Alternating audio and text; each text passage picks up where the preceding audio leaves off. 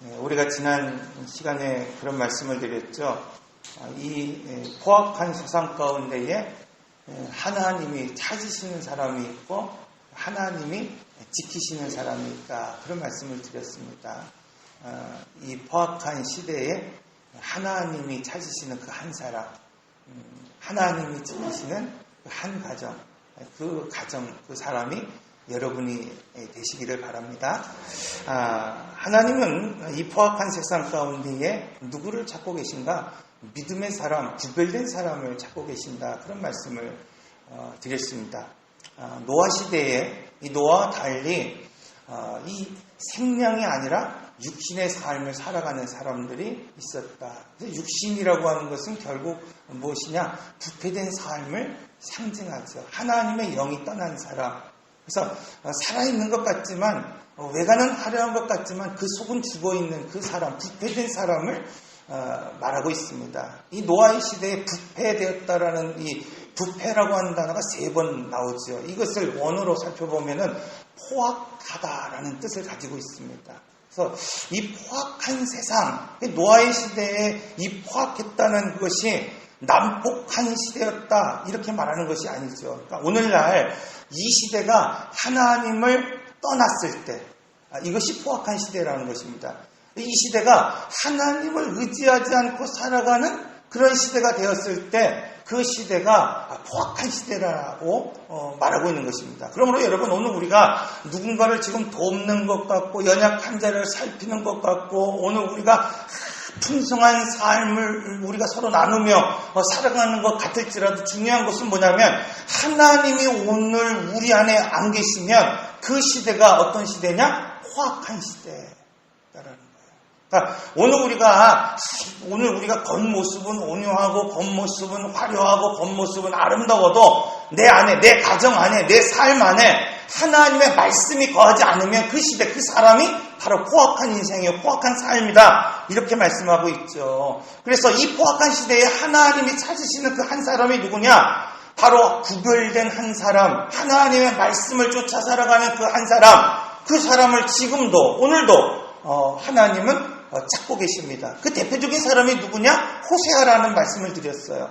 호세아, 나시린이죠. 호세아, 선지자였습니다. 마땅히 구별된 삶을 살아야 되는 사람이었고 거룩한 신분의 사람이었습니다. 그런데 그 사람에게 하나님은 말할 수 없는, 정말 감당할 수 없는 말씀을 이제 명령하시죠. 음란한 여인과 결혼하라는 거예요.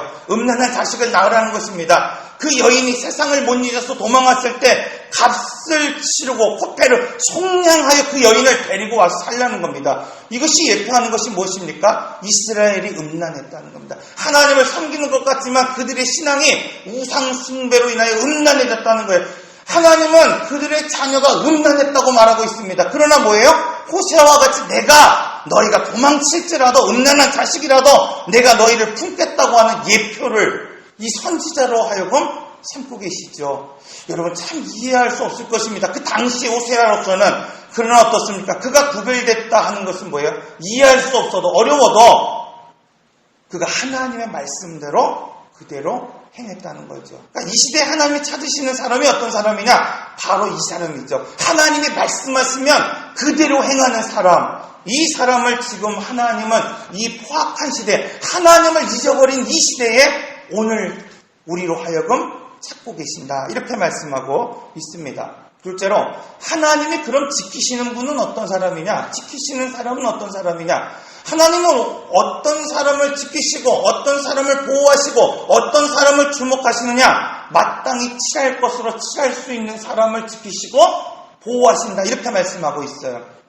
이 성경에 역청을 발랐다는 내용들이 참 많이 나오기도 하지만 창세기의 대표적인 구절이 어떤 것이냐? 2가지에 나옵니다. 어디서? 첫 번째 노아의 방주에서 나옵니다. 둘째로 바벨탑에서 나옵니다.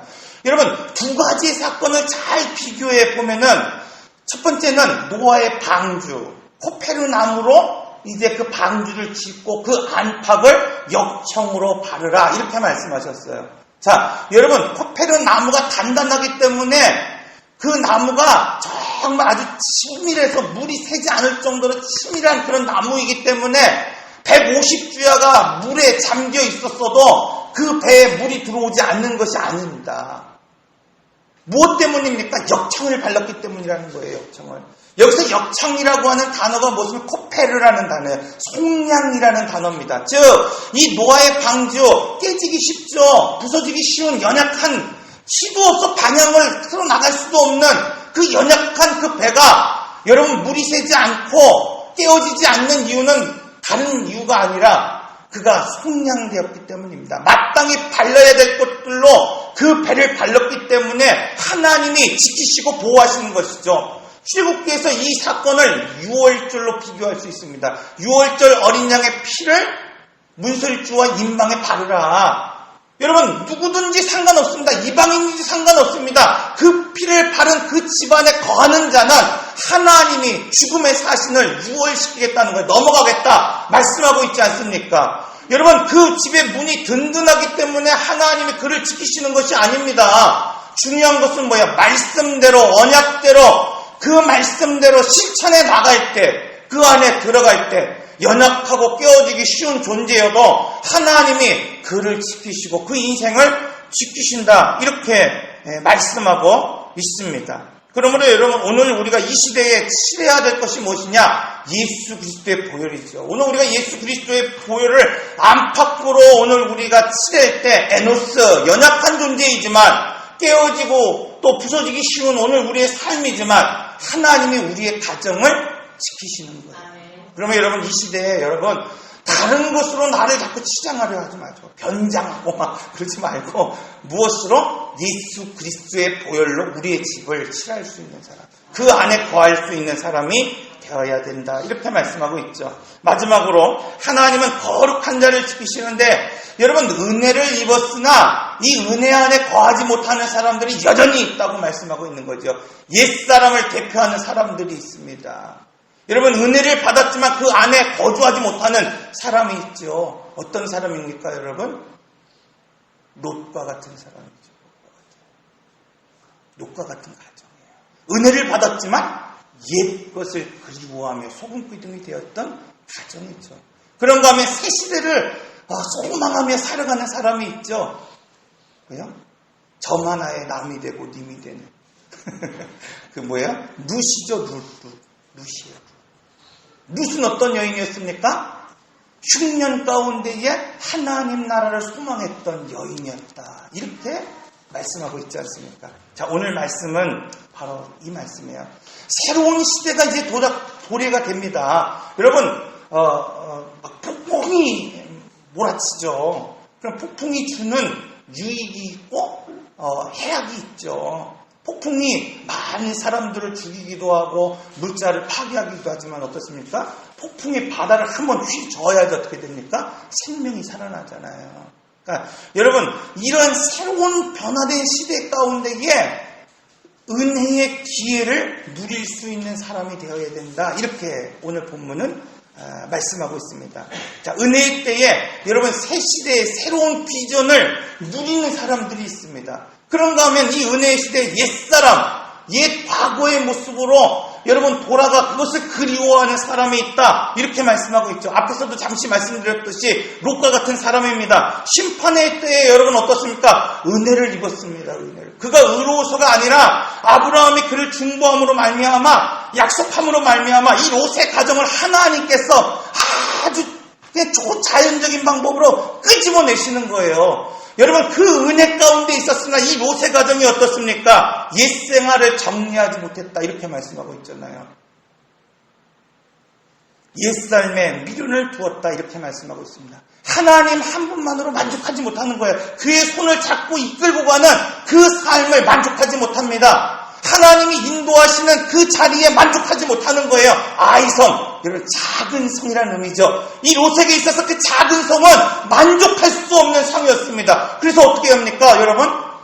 과거의 삶을 뒤돌아보게 되는 것을 보게 되죠. 이처럼 오늘 우리가 은혜를 입었지만 옛 습관, 옛 과거를 놓치지 않고 계속해서 여러분 회상하며 살아가는 이 과거지향적인 사람이 있는 것을 보게 됩니다. 반면에 심판의 때에 여러분 이 새 시대를 소망하며 살아가는 사람이 있다. 이렇게 말씀하고 있어요. 이 나오미의 가정, 흉년을 피하여 모압으로 내려갔던 가정이었어요. 이 베들레헴이 떡집이라는 뜻을 갖고 있죠. 떡집에 흉년이 들었습니다. 여러분, 그러나 뭐예요? 그곳에 머물러 있었음에도 불구하고 그는 세상의 이 욕심을 따라서 세상의 방법을 쫓아 모압으로 내려갔습니다.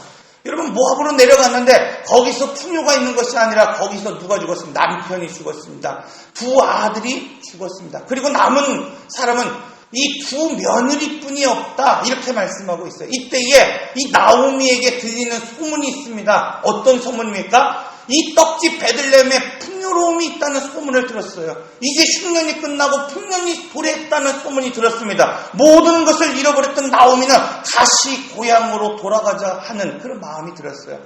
근데 중요한 것은 뭐냐면 여러분, 룻이 있었다는 거예요. 룻이 있었다는 거예요.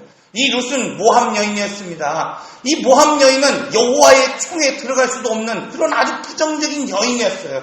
그런데 여러분, 이방인 여인이었고 남편도 없는 여인, 분깃도 없는 여인, 소망이 없는 그 여인, 돌아가서 실제로 그냥 이삭을 주워 먹을 수밖에 없는 그 비참한 삶을 살아갈 수밖에 없는 그 여인이 지금 무엇을 선택했느냐? 꿈을 선택했다는 거예요. 소망을 선택했다는 거예요. 장래 것들을 여러분 선택했다. 어머님의 하나님이 나의 하나님이 되신다라고 고백하며 그 땅을 향해 나갔다. 여러분, 결단했다. 이렇게 말씀하고 있습니다. 얼마든지 가족이 있는 그 모압에 머무를 수 있습니다. 얼마든지 흉년이 있지만 나를 보호할 수 있는 그 땅에 여전히 남아있을 수 있었음에도 불구하고 이 룻은 장래의 소망을 바라보며 여러분, 약속의 땅, 언약의 땅으로 나갔던 여인이라고 오늘 우리에게 말씀하고 있습니다. 이처럼 여러분, 오늘 우리가 이삭을 주워 먹어도 자신의 몸을 더럽히지 않겠다고 하는 결단을 하는 그 사람, 하나님이 그 여인을 통하여 예수 그리스도의 족보에 이르게 하시는 것을 오늘 우리는 발견하게 됩니다. 오늘 본문은 이처럼 심판의 때가 지내고 이제 은혜의 시대가 이제 도래할 때에 오늘 그 기회를 누릴 수 있는 사람이 있고 그 기회를 놓치는 사람이 있다. 이렇게 말씀하고 있습니다. 홍수가 시작되었을 때 40주야가 비가 내렸다. 이렇게 말씀하고 있어요. 온 물이 창이하여 150일 동안 이제 물이 가득했다. 그리고 75일 동안 물이 거쳐졌다는 거예요. 물이 다 마를 때까지 75일이 걸렸다. 이렇게 말씀하고 있어요. 자, 비가 그치고 이제 물이 거칠 때쯤에 대해서 오늘 본문은 까마귀를 이제 이 방주의 뚜껑을 열고 내보냈습니다. 그리고 비둘기를 내어보냈다. 이렇게 말씀하고 있습니다. 이 말씀을 통해서 이 환난의 때, 이 은혜의 때에 어떤 관점으로 살아가느냐, 이것이 중요하다. 이렇게 말씀하고 있어요. 여러분, 오늘 우리는 흔히 3차원에 살아간다. 이렇게 말씀하고 있죠. 1차원, 2차원, 3차원 우리가 그냥 쉽게 쓰고 있지만 이것을 분명하게 또 생각하게 규정하기는 또 쉽지 않은 것 같아요. 1차원이 여러분 뭐니까? 위치죠. X선, X 좌표에서 X, 그러니까 위치를 알 수 있는 것이 1차원이에요. 1차원. 그러니까 오늘 우리가 신앙을 가질 때 어떤 사람이 있습니까? 자기 위치만 아는 사람이 있다는 거예요. 자기 위치만. 자기 위치가 어딘지만 아는 사람들이 있습니다. 2차원은 X선과 무엇입니까? Y점, 좌표를 말하고 있죠. 면적을, 평면을 말하고 있는 거예요. 2차원. 그러니까 나의 그냥 위치, 나의 땅만 확인하는 사람들이 있습니다. 3차원은 무엇입니까? 여러분, 공간을 말하는 거죠. 입체적인 공간을 말하는 거죠. 그래서 3차원을 오늘 우리가 살아간다. 예전에 조윤기 목사님 책을 보니까 4차원의 영성을 가져라. 그러니까 현실을 뛰어넘는 삶을 살아가라. 지평 아래의 것들을 바라보는 삶이 아니라 지평 위의 것들을 바라보는 삶을 살아라는 거죠. 여러분, 1차원을 살아가는 사람이 2차원을 이해할 수 있겠습니까? 그 쉽지 않지요. 2차원을 여러분 살아가는 사람이 3차원을 이해하기가 쉽지 않습니다. 여러분, 오늘 우리가 3차원을 살아가는 오늘 우리가 4차원을 이해할 수 있겠습니까? 이해하기가 쉽지 않다는 거예요.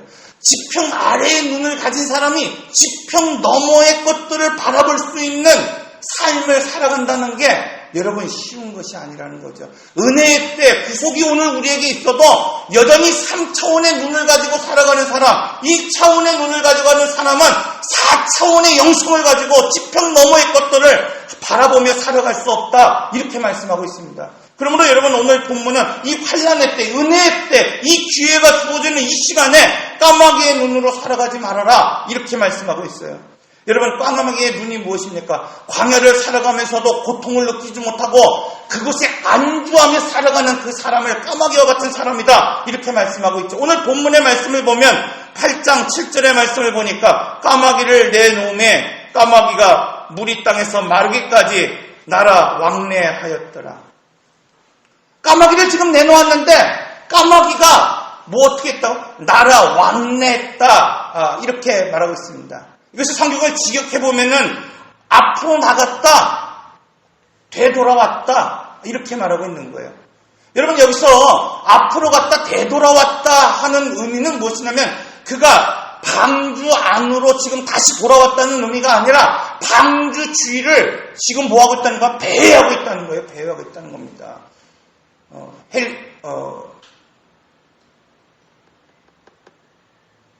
갑자기 책이 생각이 안 났어요.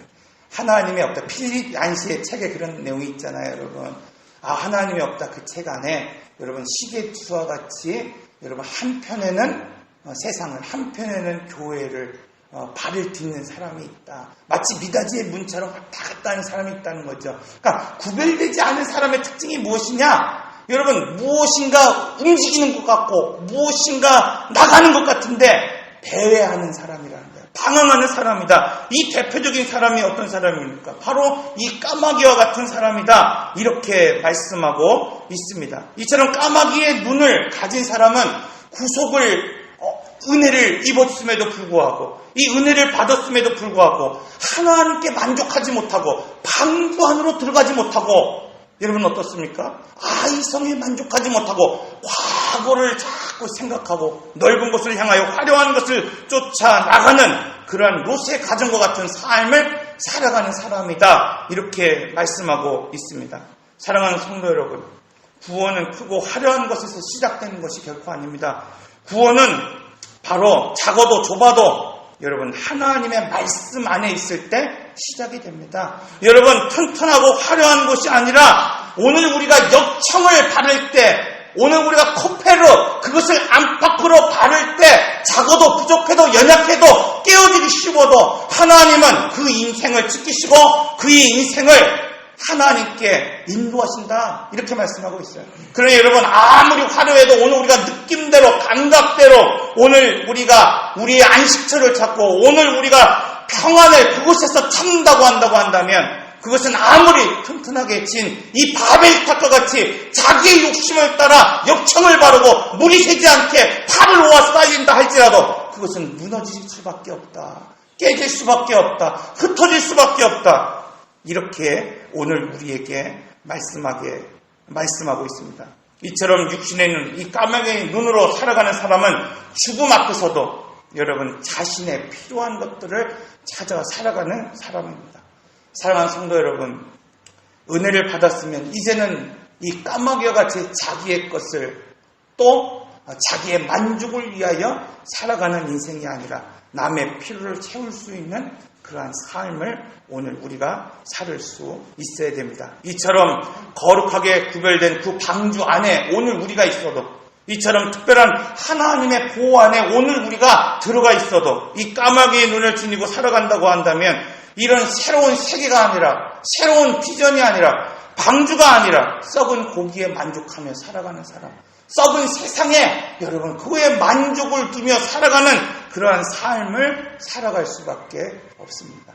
둘째로 오늘 우리에게 주시는 말씀은 그러므로 오늘 우리가 비둘기의 눈으로 살아가는 사람이 되어라 이렇게 말씀하고 있습니다. 우리가 흔히 비둘기는 어떤 새입니까? 평화를 상징하죠. 깨끗한 새를 상징하고 있습니다. 오늘 본문에서도 이렇게 설명하고 있죠. 창세기 8장 10절에서 20절에 보면은 비둘기가 돌아왔는데 그 입에 감람나무 새 잎사귀가 있는지라 이렇게 말씀하고 있죠. 비둘기는 구별됨을 상징합니다. 그래서 까마귀와 다르게 무엇을 상징합니까? 구별을 상징하죠. 그래서 이 썩은 자리가 있고 그 썩은 세상이 있음에도 불구하고 이 까마귀가 다시 안식처, 보금자리, 방주로 돌아왔다 이렇게 말씀하고 있죠. 우리가 이 말씀을 조금 더 깊이 들어가면 이 베드로가 환상을 볼 때 주님이 명령하시죠. 부정한 음식을 먹어라, 먹어라, 먹어라. 이 음식은 단순히 먹고 안 먹고 정결하고 부정한 음식을 지금 구별하는 것을 뛰어넘어서 이 사도행전에서는 무엇을 말하고 있냐? 교제해야 할 사람임을 말하고 있죠. 그러니까 이방인들을 위한 교제가 시작되었을 때 하나님이 그것을 표현해주는 하나의 방법으로 이 베드로에게 환상을 보여주죠. 이 레위기에서는 역시 이 정결한 음식과 부정한 음식을 소개하면서 결국 이것이 무엇이냐? 교제권이 있다 이렇게 말하고 있잖아요. 그러니까 이 비둘기에 있어서 지금 어떤 눈을 갖고 있느냐? 이 은혜의 때의 이 비둘기는 자기가 머물러야 할 곳이 어딘지를 알았다는 거예요. 자기가 먹어야 할 음식이 무엇인지를 알았다는 거죠. 여러분, 은혜는 그냥 주어지는 것이 아니에요. 여러분, 구속의 은혜가 오늘 우리에게 주어져도 오늘 우리가 마땅히 머물러야 할 곳에 머물러 있어야 됩니다. 오늘 우리가 교제할 사람과 교제해야 됩니다. 오늘 우리가 함께할 그와 함께해야 됩니다. 그렇지 않으면 오늘 우리의 삶이 더럽혀질 수밖에 없다. 이렇게 말씀하고 있잖아요. 오늘 이 비둘기가 두 번째 돌아왔을 때 감람나무 새 잎사귀를 물고 들어왔다. 이렇게 말씀하고 있습니다. 이 감람나무 새 잎사귀가 지금 상징하는 것이 무엇입니까? 심판의 때가 끝이 났다는 거예요. 은혜의 때가 시작되었다. 이렇게 말씀하고 있습니다. 이처럼 비둘기의 눈으로 살아가는 그 사람은 약속의 그 언약을 바라보며 살아가는 사람이에요. 주님이 말씀하시면 역청을 안팎으로 바르고 6월절 어린 양의 피를 여러분 문설주의 임방에 바르고 고난이 있고 어려움이 있어도 느낌으로 감각으로 그냥 살아가는 것이 아니라 지금 현실의 목마름에 취하여서 그곳에 머물러 살아가는 사람이 아니라 옛생활을 못 잊어서 방황하고 배회하는 그런 인생이 아니라 안식처를 찾고 생명을 찾고 하나님이 약속하신 그 말씀대로 이 죽음의 터전 앞에 자라날 새싹을 찾아가는 그러한 사람이다. 이렇게 말씀하고 있습니다. 주님이 말씀하시면 여러분 이 역청을 안팎에 바를 수 있는 그러한 가정, 그러한 방주 안에 들어갈 수 있는 그러한 삶, 그러한 믿음의 삶을 살아가시길 바랍니다. 예를 들어 이런 사람이죠. 여러분, 우리가 새벽 기도를 통해서 다비다라는 여인에 대해서 말씀을 드린 적이 있어요. 다비다, 도르가라고 하는 그 여인, 성경에서 단 한 번 여자 제자로 소개되고 있는 이 여인. 여러분, 어떻게 수많은 여인들이 있었음에도 불구하고 이 다비다, 도르가를 여제자다라고 분명하게 이 사도행전에서 말씀하고 있을까? 그가 하나님의 말씀대로 그대로 행했던 사람이었기 때문이라는 거예요. 여러분, 이 도르가 는 과부였습니다. 초대교회의 첫 번째 문제가 무엇이었습니까? 여러분, 내부적인 문제가 바로 이런 문제예요. 구제의 문제죠. 헬라파 이 과부들에게 구제가 제대로 되지 않는 거예요. 여기서 과부라고 하는 것은 단순히 남편이 없는 사람이라는 의미가 아니라 더 심오한 의미가 있죠. 왜냐하면 이때에 하나님의 사람들이 박해를 받고 또 이 예수를 믿고 복음을 위해 살았던 사람들이 순교를 당하는 이 험악한 시대, 이 포악한 시대에 남겨진 가족들을 대표하는 겁니다. 자, 이 사람들을 마땅히 교회가 살피는 데 있어서 그것이 뭐예요? 공평하지 못했다는 거예요. 그때에